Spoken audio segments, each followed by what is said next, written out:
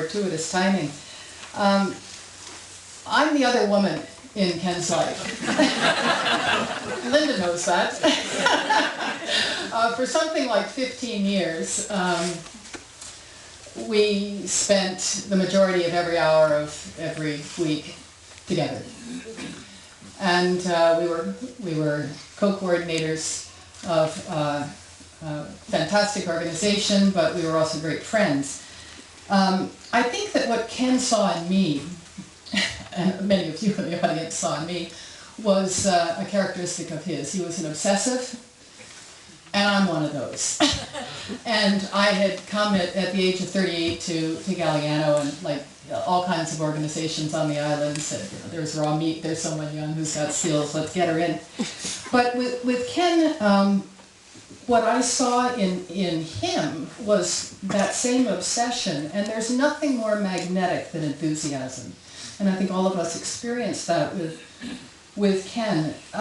It's not a choice to be obsessive and simple-minded. He was that way from birth, I suspect, and I know as long as Linda's known him since high school, that's the man's personality. And he sometimes admitted that it had colored his choice of lifestyle in so many things, and of course his professions. But when you're an obsessive, it's not a choice, and being single-minded actually is a liberation. You know what you're doing. I think Lauren said that Ken had had a complex life. Well, it was very simple. It was just sequential in these different careers and always seeking excellence. And others have talked about that focus. And I think Ken was so ethical.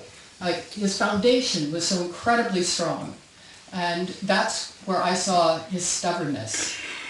You could not, with any fulcrum, you could not, and leave her, you couldn't move Ken off his fundamental values. And again, that made life simple in many ways. It simplified his actions and his choices. So, ironically, that single-mindedness that I admired so much in Ken, and I shared and do share, was also it was also a burden, and I think trying to balance the complexity of life with a single-minded obsession means making sacrifices. Ken cared deeply for the well-being of the people around him. And he admired diversity enormously. He didn't want people to be like him. And I think, ironically, my long, close working relationship with Ken was actually, Ken enabled me to find balance in my life. And it was Ken who said to me, at a point after, I don't know, something like 12 years of 60, 70, 80-hour weeks, he said, no work is worth jeopardizing a relationship for. And he told me to spend more time with Nick. Pretty good advice. And so I backed off some of my conservancy work, and now that Nick's gone, you know, I'm just as obsessive as ever in my new work, and just as unbalanced, I think. But I'm deeply grateful for Ken's personal advice. Now, he felt that way about a lot of people here today. He really believed in well-being, and well-being comes through a person's own values, not his values, but each of our own values, and he respected that so much. That deep concern for others was his commitment to community and to public process. Ken was a leader, but a leader of process. And his value structure was that we only move ahead when we're all together. So Ken was a visionary. And a lot of people will use language like that today in our conversations, but it was a visionary about an interconnected world, about diversity, about the connections and dependencies we have on each other and natural forces and the unknown.